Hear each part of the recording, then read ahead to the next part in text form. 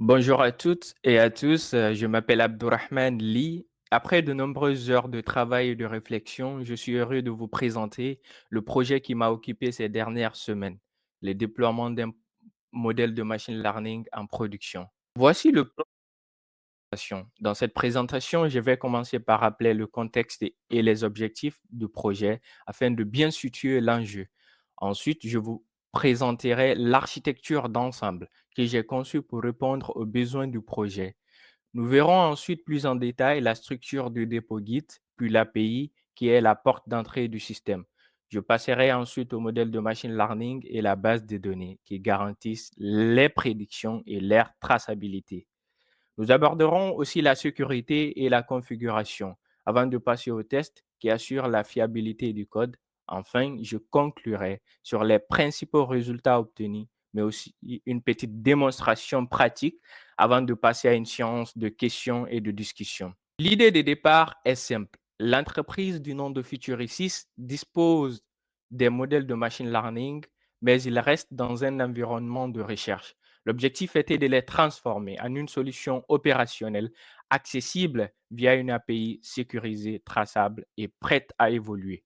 Le problème posé par Futuricis était clair, rendre leur modèle utilisable en temps réel, assurer la fiabilité et la maintenabilité des modèles et garantir une traçabilité complète des données. Pour répondre à ce besoin, j'ai construit un proof of concept avec plusieurs objectifs.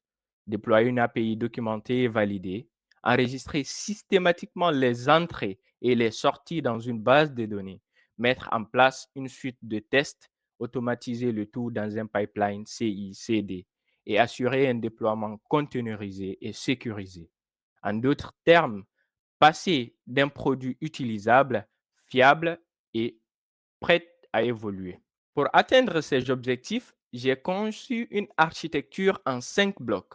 Le client envoie une requête HTTP, l'API FastAPI la reçoit, valide les données et expose la documentation via Swagger ou OpenAPI. Le modèle ML, en l'occurrence ici le XGBoost, génère une prédiction. Le PostgreSQL à son tour enregistre les outputs pour garantir une traçabilité complète. Enfin, des mécanismes de sécurité et de configuration par environnement garantissent la fiabilité et l'adaptabilité du système.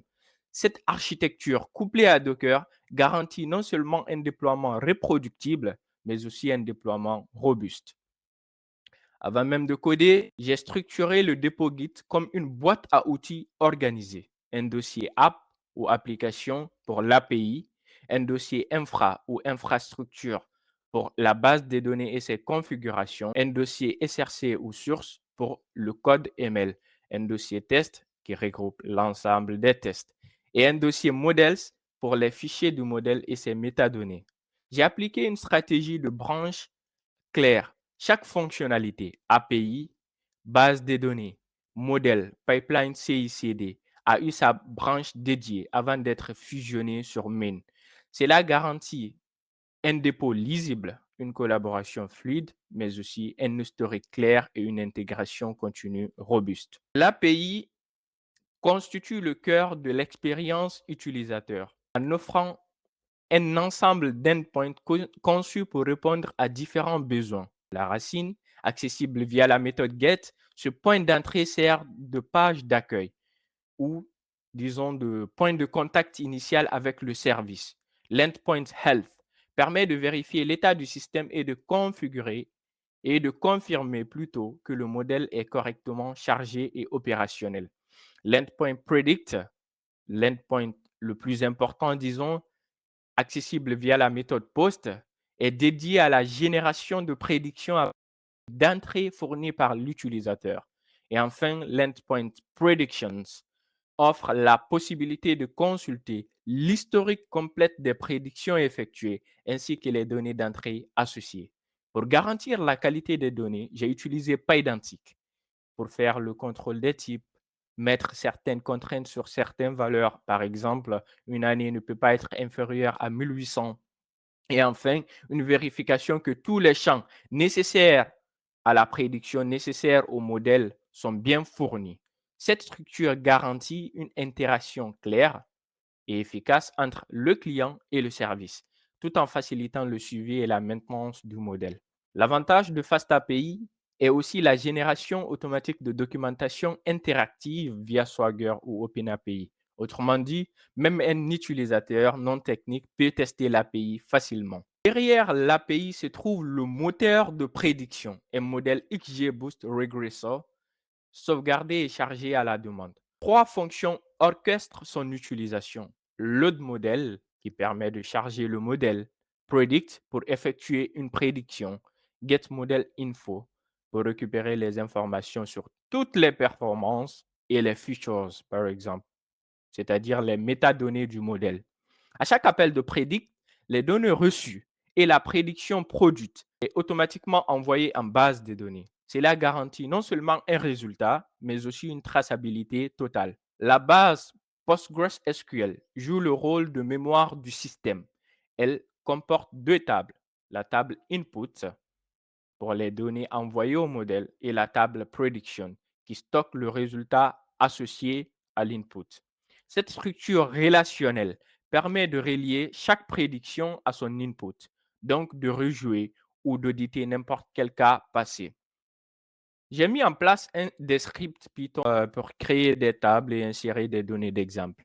Un système en production doit être sécurisé. C'est dans ce sens que j'ai donc isolé les variables sensibles dans des fichiers .env, mis en place une authentification clé sur les endpoints critiques, séparer les environnements dev, test et prod, et gérer les secrets directement via renders, Hugging Face, mais aussi GitHub Actions. Ainsi, chaque déploiement est sécurisé et cohérent, sans fuite de données sensibles. Pour garantir la robustesse, j'ai construit une suite de tests complète. Test de l'API, vérification de nos différents endpoints, health, predict et predictions. Test de la base des données aussi. Persistance des données et la cohérence des clés étrangères. Test du modèle, la validation sur un dataset réel. Test de l'entraînement, vérification du pipeline complet. Le pipeline CICD applique un seuil minimal de 60% de couverture avant tout déploiement. Autrement dit, rien n'est mis en production sans être testé et validé avec le seuil choisi. Au final, ce projet est une preuve de concept qui combine une API opérationnelle, une traçabilité totale des données, une sécurité maîtrisée, des tests automatisés et un pipeline CICD fiable. C'est une solution prête pour la production, mais aussi une base solide pour aller plus loin, faire du monitoring par exemple, de la montée en charge ou créer de nouvelles fonctionnalités. On a beaucoup parlé de l'architecture de la base des données et des tests, mais je vous propose maintenant de passer à la pratique. Voyons ensemble comment fonctionne l'API en direct et comment n'importe quel utilisateur peut tester le modèle via une interface simple. Pour cela, je vais vous envoyer, voici un dashboard au niveau de Renders parce que l'API a été déployée sur Renders. Voici le service de l'API. On va aller sur le site directement. Et là, on tombe directement sur notre page d'accueil. On en a déjà parlé lors de la présentation. Du coup, notre page d'accueil nous dit juste bienvenue sur l'API de prédiction du COD et nous cite les différents endpoints disponibles. Pour voir maintenant les différents endpoints, parce que FastAPI nous permet de voir ça directement via une documentation, via Swagger, nous avons nos différents endpoints disponibles. Nous avons Home, Health, Model Info, Predicts et Predictions. Du coup, au niveau des différents endpoints, on va essayer de les voir en détail. On a vu tout à l'heure notre page d'accueil qui était Home et l'endpoint Health.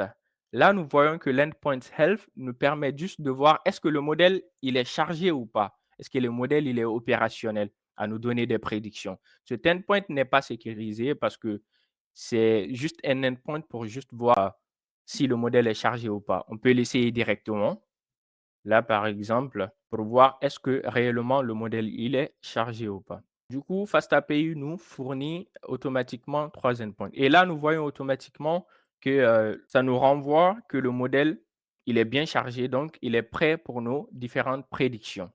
Donc, cet endpoint il n'est pas sécurisé. Voyons les autres endpoints. Nous avons Model Info. Celui-là nous permet de voir les différentes informations du modèle, les features, la variable cible, les différentes métriques, et cetera. Et c'est commencer de là et tous les autres endpoints sont sécurisés. Donc, pour tester ce endpoint, il nous faut forcément une clé API que nous voyons ici, XAPI Key.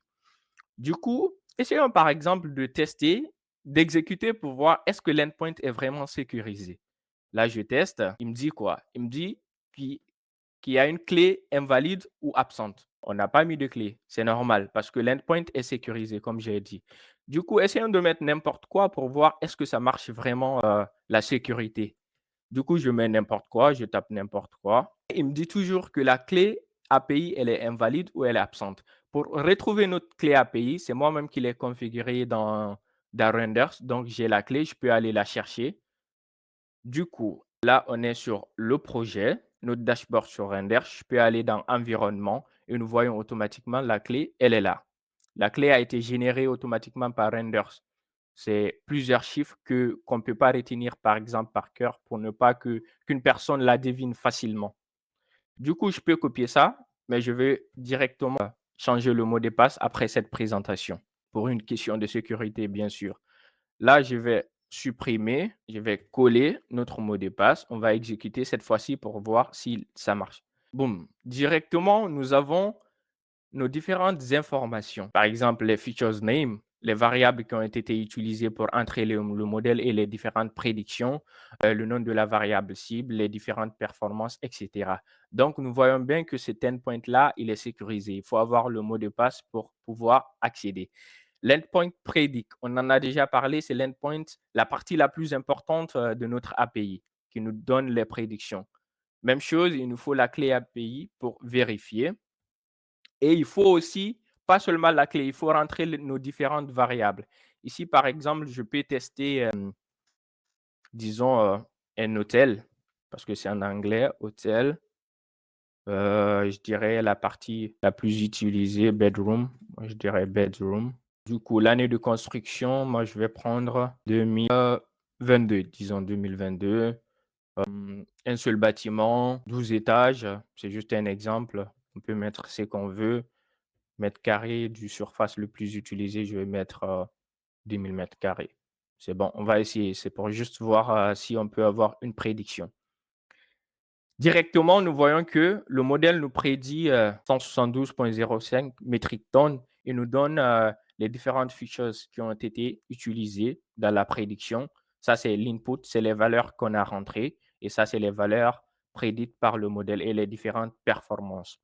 Donc voilà, le modèle nous prédit automatiquement, nous donne automatiquement une prédiction parce qu'on a la clé. Donc il faut rentrer la clé et les différents paramètres. Mais j'avais parlé lors du passage au niveau des slides, j'avais parlé de PyDantic, de la validation des données.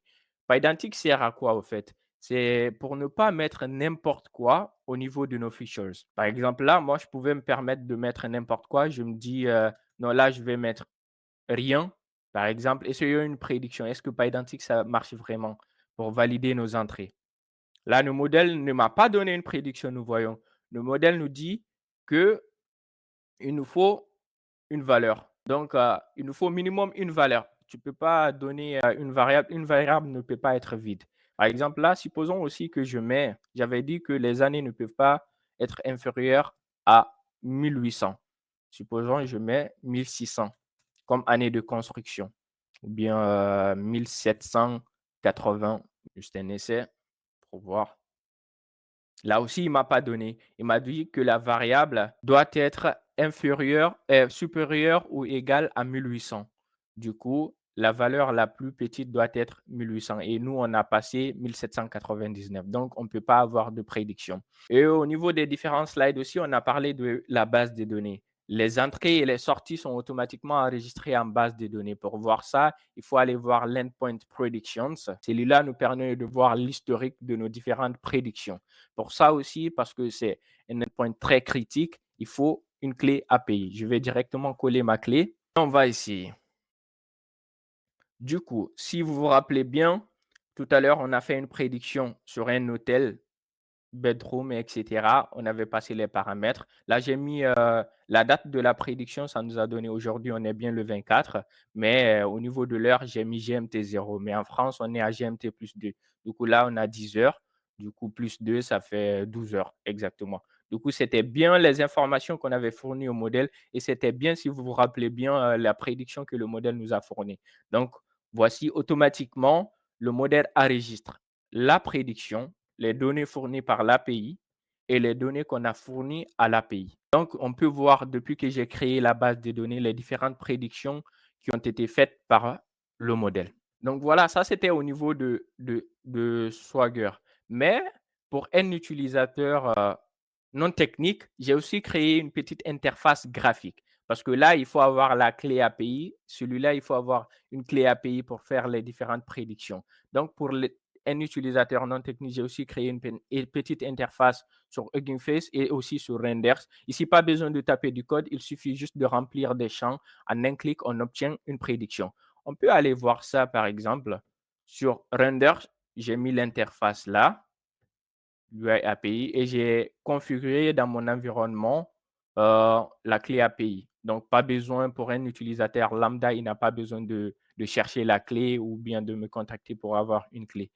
Là, nous voyons sur Renders, je vais aller, parce que là, ça se lance, je vais aller sur Hugging Face. Sur Hugging Face, on a déjà l'interface qui est là, qui a été créée grâce à Renders. Celui-là, il suffit juste de remplir les différents champs, l'année de construction, et cetera, les différentes variables. Et on peut voir directement, par exemple, modèle info, c'est pour voir l'information du modèle. Et on peut faire une prédiction à travers ces paramètres. Du coup, le modèle nous passe directement une prédiction. Donc, cette interface-là est connectée directement à notre API qu'on a là. Donc, pour un utilisateur lambda, il peut venir là, faire ses différentes prédictions sans avoir à configurer une clé API, et cetera. Donc, c'est un environnement facile à utiliser et pas besoin d'avoir toutes les configurations nécessaires. Du coup, là, j'ai mis une petite partie à propos parce qu'il faut rappeler bien le contexte. Les données, le modèle a été entraîné sur les données de Seattle, donc faut être très prudent hors distribution. Par exemple, des bâtiments construits en Afrique avec un climat tropical, c'est pas le même climat, donc ça peut pas avoir les mêmes pourcentages d'émissions de CO2, consommation énergétique, etc.